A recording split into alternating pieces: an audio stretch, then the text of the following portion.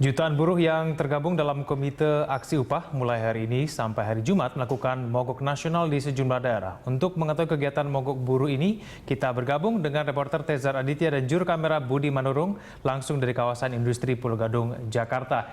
Tezar, mungkin Anda bisa sampaikan kira-kira bagaimana suasana demo buruh di sana?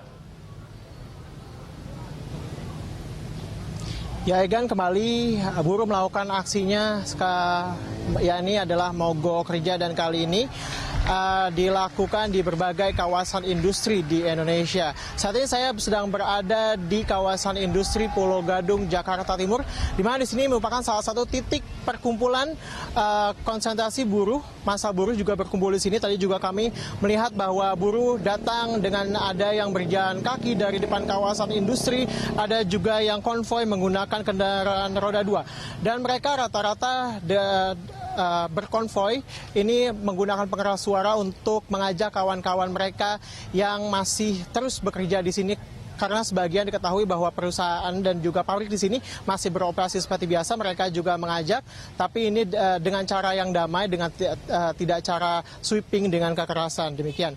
Dan selain itu juga, selain di Jakarta juga direncanakan aksi buruh ini dilakukan di 22 provinsi lainnya di Indonesia.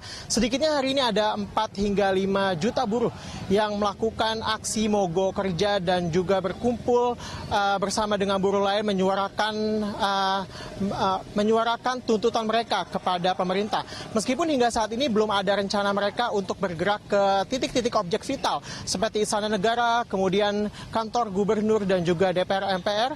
Namun mereka saat ini masih berkumpul di kawasan industri di mana mereka bekerja.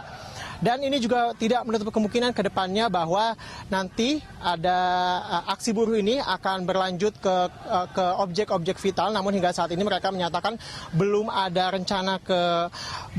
rencana melakukan hal tersebut. Egan. Ya, Tezar, sebenarnya apa yang menjadi tuntutan para buruh yang pada hari ini melakukan aksi mogok?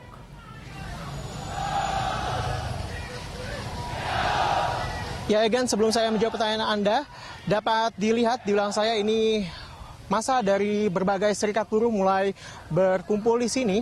Tadi sejak pukul 10 sudah mulai berkumpul dari berbagai serikat. Dan tentunya mereka menyuarakan hal yang sama, yakni adalah pemerintah untuk segera mencabut PP nomor 78 tahun 2015 tentang pengupahan. Tentu kita ingat hal ini bermula dari beberapa bulan lalu.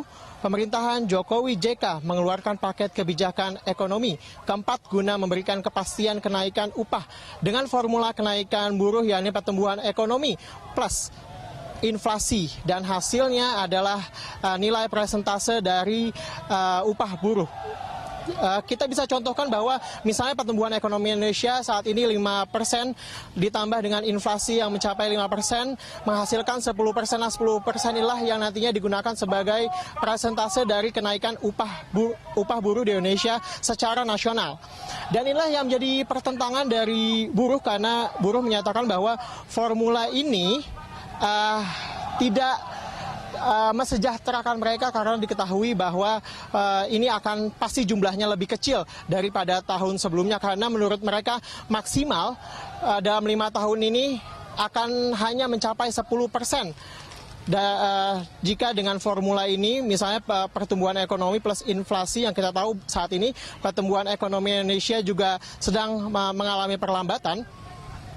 Dan mereka juga mengatakan bahwa ini bertentangan dengan Undang-Undang Nomor 13 Tahun 2003, karena dalam undang-undang tersebut bahwa upah buruh ditentukan oleh kepala daerah dengan kesepakatan Dewan Pengupahan atas kesepakatan pengusaha dan juga buruh. Dan dengan keluarnya PP ini, PP Nomor 8 Tahun 2015 ini, mereka merasa tidak diajak duduk bersama untuk menentukan kenaikan upah mereka.